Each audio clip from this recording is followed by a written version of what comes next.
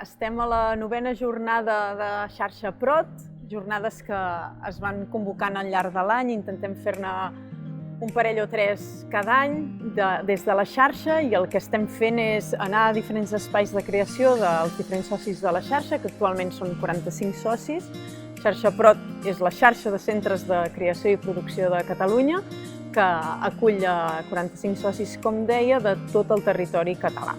I aquesta jornada és la 9a i l'hem vingut a fer a la Unió de Sant Cugat per treballar el que és cultura d'arrel i contemporaneïtat. I el Miquel us pot explicar molt bé què és la Unió i què hem vingut a fer. Des de la Unió estem molt contents i contentes d'haver acollit aquesta 9a trobada com a membres recents de Xarxa Prot.